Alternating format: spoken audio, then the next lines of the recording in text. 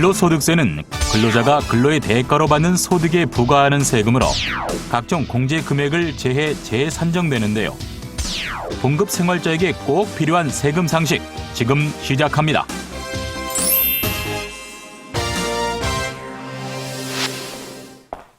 봉급에 대한 세금은 매달 월급을 줄 때 그 소속기관이나 사업자가 우선 간이세액표에 의해 원천 징수하고 다음에 2월분 월급을 줄 때 1년분의 정확한 세금을 정산하게 되는데요.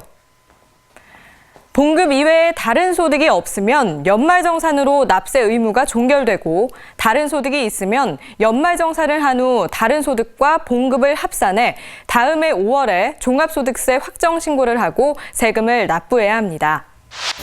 이때 근로소득세는 각종 공제제도에 따라 재산정되는데요.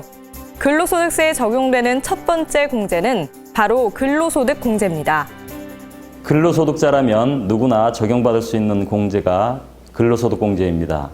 근로소득은 사업소득과 달리 경비 인정이 안 되기 때문에 일정 부분을 근로소득공제로 무조건 공제해 주는데 별도로 서류를 제출하지 않아도 자동으로 공제가 됩니다.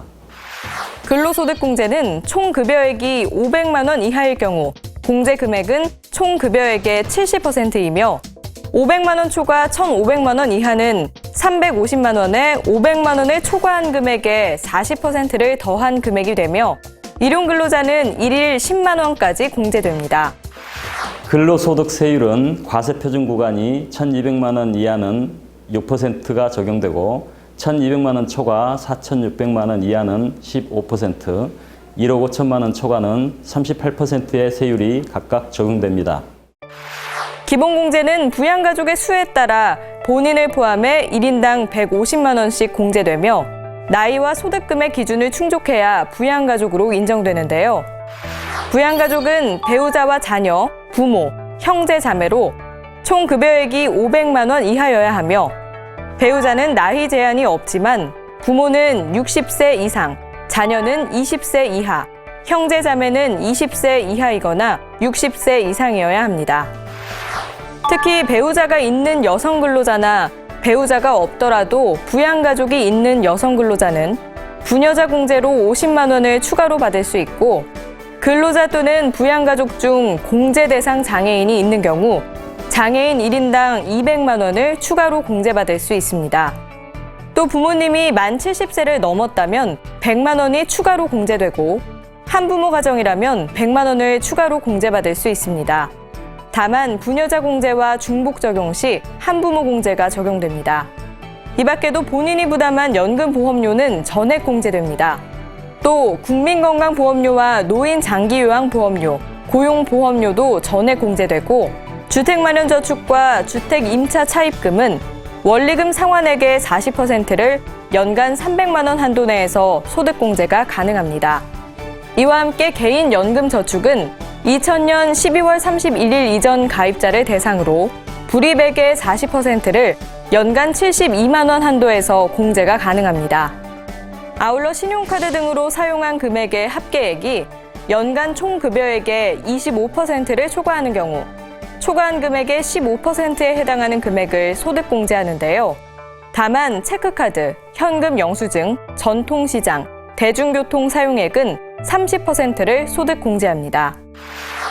신용카드 등의 공제 한도는 총 급여액의 20%와 300만 원 중 적은 금액으로 전통시장과 대중교통 이용 금액은 각각 100만 원 범위 내에서 추가로 더 공제받을 수 있는데요.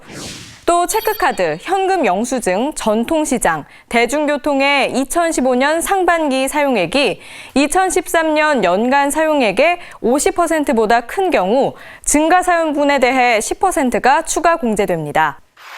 이 밖에도 자녀세액 공제는 자녀 2명까지는 1인당 15만 원씩, 3명째부터는 20만 원씩 추가로 공제되고 연금계좌 세액 공제율은 12%로 400만 원 한도 내에서 공제받을 수 있습니다. 다만 개인퇴직 연금계좌 납입액에 한해 300만 원 더 추가로 공제가 가능합니다.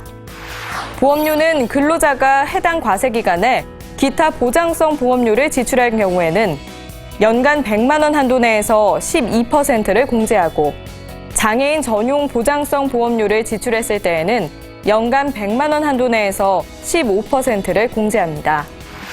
의료비도 근로자 본인 또는 배우자와 부양가족을 위해 지출한 의료비의 15%에 한해 근로소득세를 계산할 때 종합소득 산출세액에서 공제합니다. 다만 지출된 의료비는 총 급여액의 3%를 초과하는 의료비 중에서 700만 원 한도로 공제되며 근로자 본인 또는 장애인, 65세 이상자를 위해 지급한 의료비와 난임 부부가 임신을 위해 지출한 시술비는 추가로 공제됩니다. 또한 교육비도 지출 금액의 15%에 한해 공제 가능하며 취약전 아동과 초중고등학생의 경우 300만 원 한도 내에서 가능하며 대학생의 경우 900만 원 한도, 본인과 장애인의 경우 한도 없이 공제가 가능합니다. 이 밖에도 기부금은 지급한 기부금의 15%에 한해 공제하며 다만 3천만 원 초과분은 25%에 한해 공제합니다. 연말정산 과정에서 특별세액공제나 특별소득공제 신청을 하지 않은 사람이 받을 수 있는 기본공제가 있는데요. 표준세액공제라고 해서 13만 원을 공제받을 수 있습니다. 또 무주택 세대의 세대주로 총 급여액이 7천만 원 이하인 경우에는 월세 지출액의 10%에 해당하는 금액을 750만 원 한도로 공제받을 수 있습니다. 국세청은 근로자가 원천징수세액의 비율을 80%, 100%, 120% 중 하나를 선택할 수 있도록 원천징수 방식을 개정해 연말정산 시 환급 또는 추가 납부를 최소화했는데요. 다만 근로자가 별도로 선택하지 않을 경우에는 100% 세액이 기본으로 적용되며 변경한 과세 기간에 재변경은 불가능하다고 하니까요. 유의하시기 바랍니다.